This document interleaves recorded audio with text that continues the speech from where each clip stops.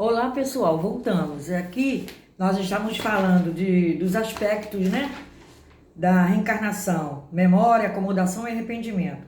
Então falamos do aspecto científico, né, falamos do aspecto filosófico e agora vamos falar da acomodação e conformismo, né?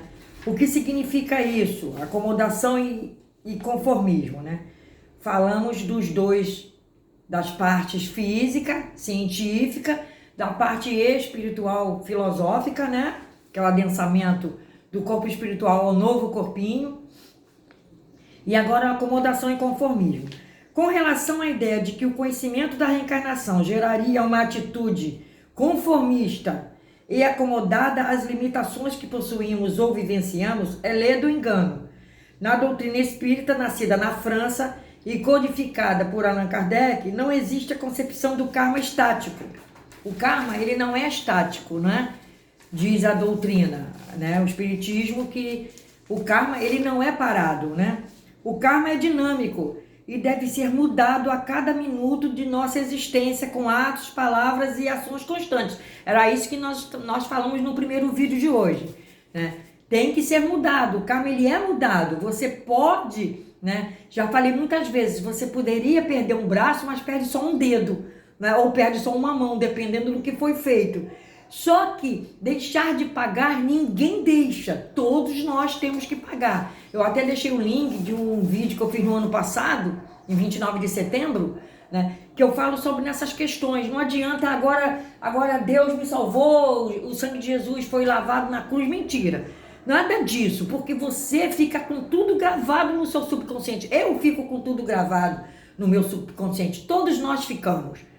Então não adianta agora, porque Jesus, e outros também, ainda tem mais, quando chega no final da vida, fez de tudo que poderia, enganou todo mundo, né? Se passou por bom pastor, por boa pastora, por bom padre, por ótimo padre, né?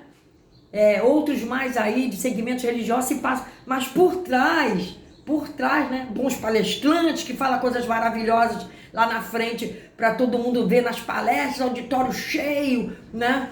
E falam e tem aí vídeos com milhares de visualizações e tudo mais, mas por detrás, né, pessoal? Só Deus sabe o que fazem. Então a gente está vendo aí no noticiário, né? Os exemplos estão aí, né? No dia a dia. É pastor, é pastora, é padre, é todo mundo, né? Perturbando e enganando e achando que Deus dorme, mas Deus não dorme, né? Que um dia a casa cai, né? Um dia eles terão que pagar por tudo aquilo que estão enganando, né? De uma forma ou de outra. Então não adianta, o karma a gente tem que mudar hoje, é dia, é no dia a dia, nos atos, nos pensamentos, nas ações. Então o karma é dinâmico, tá? Então reencarnamos para mudar, progredir, evoluir e superar as imperfeições e não para pagar pecados. Muita gente fala que nasceu para pagar pecado, só está pagando tudo. Mas só que é a visão pequena, né? Devido à nossa pequenez espiritual, a visão pequena, a falta de conhecimento, né? Muitos estão aí dormindo, né? Estão aí dormindo, vivendo a vida como se fosse a única no universo, vivendo a vida como se fosse a única do seu próprio espírito, né? E, no entanto, não é nada disso, né? Não é nada disso. Então, não aceitamos, nem tampouco compactuamos com as concepções de que se deve adotar uma atitude conformista frente às limitações em geral. Ensina-nos a concepção espírita, com base em Kardec, que todas as limitações são desafios que devem ser vencidas e é nossa obrigação vencê-los. Nós estamos aqui, pessoal, para isso, para vencer as adversidades, né? Vencer com sabedoria, né? Vencer com superioridade de espírito. O nosso espírito, ele só aceita uma lava astral se ele quiser. Nós vamos até falar nesse assunto em outro vídeo. Ele só aceita porque nós temos um campo mental que é altamente construtor. Então a gente constrói o nosso bem ou a gente constrói o nosso mal, né? Eu vou falar mais um pouco sobre essa questão em outro vídeo. Então nós temos que vencê-los. Além disso, ao tomarmos conhecimento de que a situação da vida atual não é uma determinação arbitrária de Deus, privilegiando uns em detrimento de outros, mas a consequência de atos de nossas vidas passadas, que muita gente culpa Deus, né? Por que Deus me botou aqui? Por que eu sofro tanto? Outros não sofrem nada, e eu tô sofrendo, e eu sofro, e aquele lá não sofre nada, todo mundo fica reclamando de Deus. Só que as pessoas não veem que isso aí tudo ainda não chegaram ainda, este véu ainda não caiu, que isso tudo é de si próprio, né? Então a gente tem que ter uma mudança de postura, né? E uma não acomodação. Atos contrários às leis da natureza, ou à lei de Deus, produzem energias que se agravam no nosso espírito e automaticamente nos levam a renascer com determinadas fragilidades, né? Então uns já nascem aleijados, outros perfeitos, uns lindos, outros feios na nossa concepção aqui, né? Então é assim que acontece, né, pessoal? Outros nascem em locais inóspitos, né? Porém, são os locais e situações adequadas ao nosso amadurecimento, ao nosso psiquismo milenar. No entanto, novas vidas e novas oportunidades nós vamos ter a oportunidade de tê-las, né? Vamos ter outras oportunidades, então nós temos que nos resignar que algo fizemos de muito grave no passado, tão grave que se fôssemos talvez lembrar agora, como eu falei no início do outro vídeo, né? Ficaríamos até morrendo de vergonha do que fizemos, né? Com o nosso semelhante, né? E o interesse de Deus é que todos os seres evoluam, né? Nenhuma das ovelhas se perderá, né? A reencarnação na vida espírita não aceita a posição acomodada, né? De uma vida pouco útil ou plena de equívocos para, no momento final da vida, aceitar a Deus ou a Jesus. É aquilo que eu estava falando, né? Aceitou a Deus. Não, mas ele não morreu. No final, ele aceitou Jesus. Ele foi lá, sabe? O pastor foi lá na cabeceira dele lá e ele aceitou Jesus. Então, ele foi bem. Aquela alma foi, pelo amor de Deus, né, pessoal? Que a gente sempre fala aqui, né? E com isso, nos tornarmos merecedores de uma vida de morte, após a morte, plena de felicidade, né?